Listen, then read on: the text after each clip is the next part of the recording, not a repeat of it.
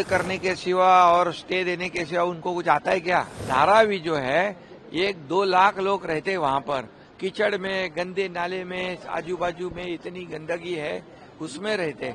खुद तो बड़े बड़े बंगले में रहते हो और गरीबों को कीचड़ में रखते हो।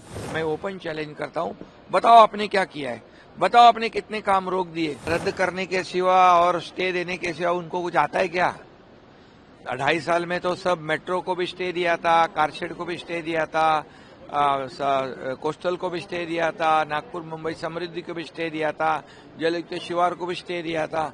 सभी योजनाओं को स्टे देने का काम महाविकास आघाड़ी सरकार ने किया था, तो उनसे क्या और उम्मीद कर सकते हैं हम?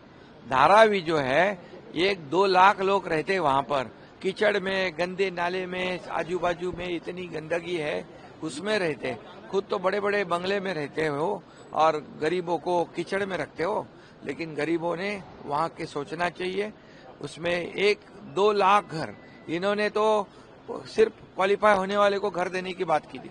हमारी सरकार ने तो हाउसिंग फॉर ऑल, सभी लोगों को घर देने का ऐलान कर दिया है और वहां वैसे निर्णय लिया है।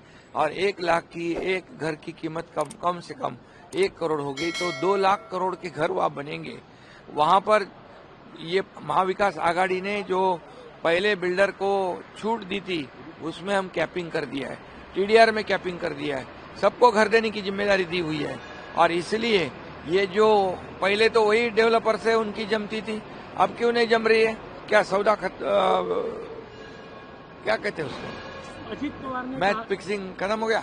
अजीत पवार ने कहा कि कटेंगे बटेंगे महाराष्ट्र अभी मैं एक ही कहता हूं, ये महाविकास आघाड़ी सरकार जो 2.5 साल का काम उन्होंने जो किया है और हमारा 2-2.25 साल का काम महायुति का, इसके अंदर मैं ओपन चैलेंज करता हूं, बताओ आपने क्या किया है?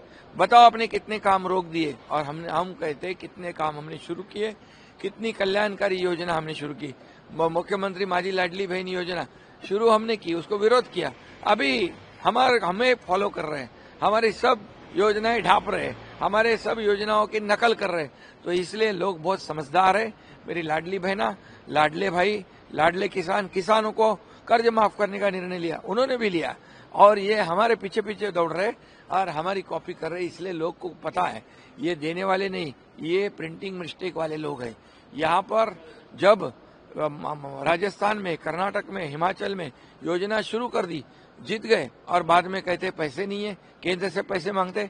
ये झूठे लोग हैं, मकार लोग हैं, ये फरेबी लोग हैं और जनता इन पर भरोसा नहीं करेगी।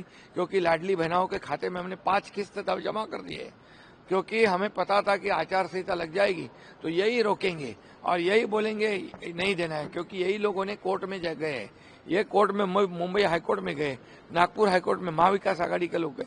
तो ये हमारी बहना जो है ये उनको पर भरोसा नहीं करेगी। पूरी तरह उन्होंने तय कर लिया है कि महायुति की सरकार फिर आएगी, पूरे मेजोरिटी से, फिर पूरे थंपिंग मेजोरिटी से।